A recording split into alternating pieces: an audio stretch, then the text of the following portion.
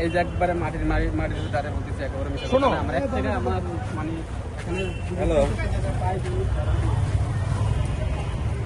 ওরে আমাদের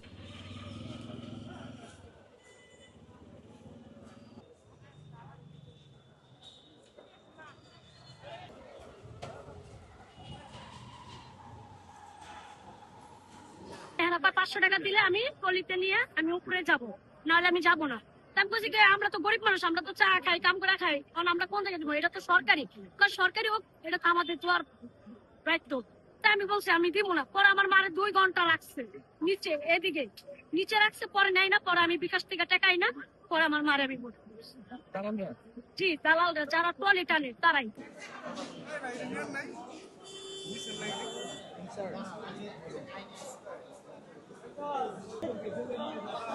আছে এখানে থাকেন, আমি মহিলা নিয়ে আসি, পরে কাজ আর হাত তার করো।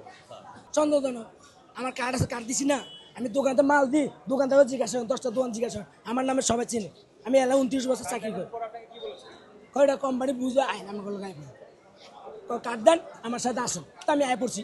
দেখেন আমার এই জায়গায় আমার মোবাইলও রয়েছে, আমার ব্যাগ রয়েছে, কারণ আসি দেখেন এটা আমার খানাটা বিষয় থেকে তৈরি করা হয়েছে। গরিব মানুষ আমার স্বামী না, আমার 5 ছেলে আমার খানাটা আরো চালান।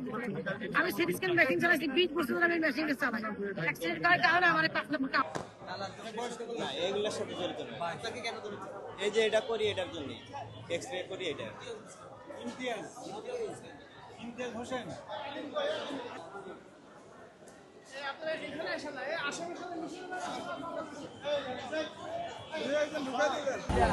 কেন এখন লজ্জা লাগে?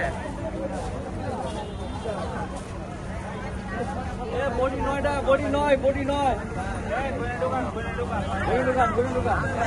এখন পর্যন্ত 20 জনকে আটক করা হয়, বিভিন্ন অভিযোগে আটক করা হয়।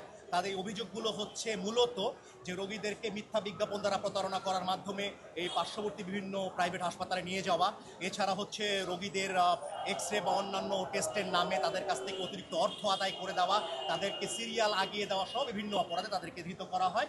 তাদের প্রতি যে আইনানুগ পদক্ষেপগুলো নেওয়া সেটা আসলে চলমান একটি প্রক্রিয়া, তাদের কি শুনানি গ্রহণ প্রক্রিয়া চলছে। এটা সমাপ্ত হলে আপনাদেরকে আমরা ফাইনাল একটি হয়তো সংখ্যা বলতে পারবো যে কতজনকে কি মেয়াদের কারাদণ্ড এবং অর্থদণ্ডের আওতায় আনা হয়েছে। আরেকটি বিষয় হচ্ছে আমরা এই অভিযান পরিচালনা করে কিছু বিষয় আমরা পরিলক্ষিত হয়েছে আমাদের সামনে। একটি বিষয় হচ্ছে আমরা কিছু বেসরকারি ক্লিনিকের নাম পেয়েছি যাদের মাধ্যমে আসলে এই দালাল চক্রটা পরিচালিত হয়। তাদের বিরুদ্ধেও আমরা পরবর্তীতে তদন্ত সাপেক্ষে প্রয়োজনীয় ব্যবস্থা নেব এবং এই হাসপাতালের অতীতের কিছু কর্মচারী যাদেরকে আমাদের এই আভিযানিক দল তারা হাতে নাতে ধৃত করেছে, সেই ধরনের কিছু কর্মচারী ছিল যারা হয়তো বা হাসপাতালে এখন যুক্ত নয়, কিন্তু তারা এখানে এখন দালালি সহ অন্যান্য কার্যক্রম পরিচালনা করছে। আপনারা জানেন যে সকল দালাল চক্র রোগীদের সেবা গ্রহণে হয়রানি করে এবং প্রতারণার আশ্রয় নেয়, তাদের বিরুদ্ধে মোবাইল কোর্টের মাধ্যমে আইনগত ব্যবস্থা গ্রহণ করা হয়ে থাকে। এছাড়াও যদি কোনো দালাল চক্র কোনো রোগীকে এক হসপিটাল থেকে অন্য হসপিটালে স্থানান্তর করে নিয়ে যায়, যদি অসাধু বা অবৈধভাবে কোনো ক্লিনিকে অপচিকিৎসার মাধ্যমে যদি তার অঙ্গহানি বা বিদেশে পাচার, চিকিৎসার নামে বিদেশে পাচার করে, তাহলে ওই দালাল চক্রের বিরুদ্ধে মানব পাচার আইনে মামলা এবং ফৌজদারি ব্যবস্থা গ্রহণ করার বিধান রয়েছে।